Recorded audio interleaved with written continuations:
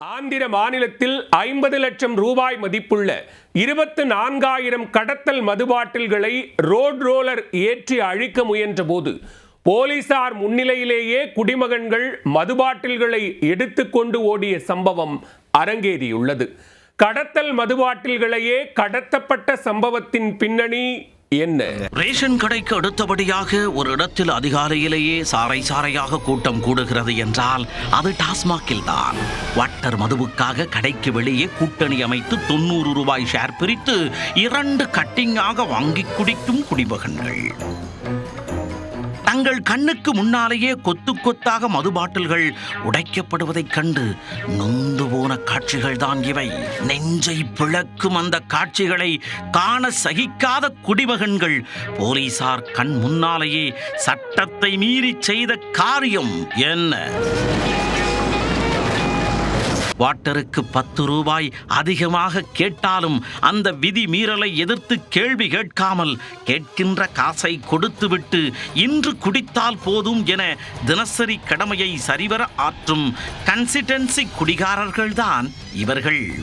மது நாட்டிற்கும் வீட்டிற்கும் கேடு என்பதை பொறுப்பாக படித்து பார்த்துவிட்டு பொறுப்பில்லாமல் குடிப்பதை வழக்கமாக கொண்டிருப்பவர்கள்.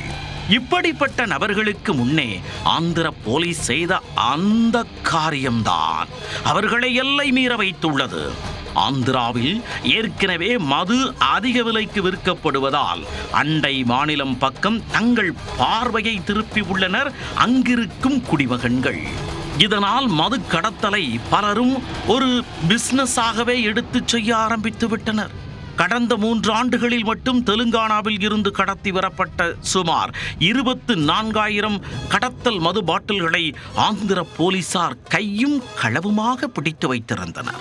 குண்டூர் மாவட்ட போலீசார் அவற்றை ரோடு ரோலர் ஏற்றி அழிக்கும் முயற்சியில் ஈடுபட்ட போதுதான் அங்கிருக்கும் குடிமகன்கள் கொதித்து போனார்கள். அவர்களை பொருட்படுத்தாத போலீசார் பொதுமக்கள் முன்னிலையில் ஆயிரக்கணக்கான மது பாட்டில்களை அழகாக அடுக்கி வைத்து அதன் மீது ரோடு ரோலரை ஏற்றி அழித்தனர். ஒரே நேரத்தில் அனைத்து பிராண்ட் மது பாட்டில்களும் சல்லியாக உடைந்து மது ஆறாக தெரித்து ஓடியதை பார்த்து வெதும்பிய குடிமகன்கள் சற்று நேரத்திற்கு மேல் பொறுக்க முடியாமல் கூட்டத்திற்குள் இருந்து முண்டி அடித்துக் கொண்டு வந்துள்ளனர்.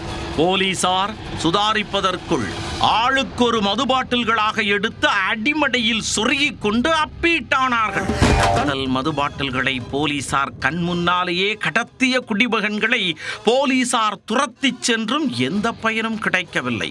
போனதுதான் என முடிவுக்கு வந்த போலீசார் இருப்பதையாவது அழித்து விடலாம் என்ற முடிவுக்கு வந்து மற்ற பாட்டில்களை 4 அடுக்கு பாதுகாப்புக்கு நடுவே உடைத்தெறிந்தனர்.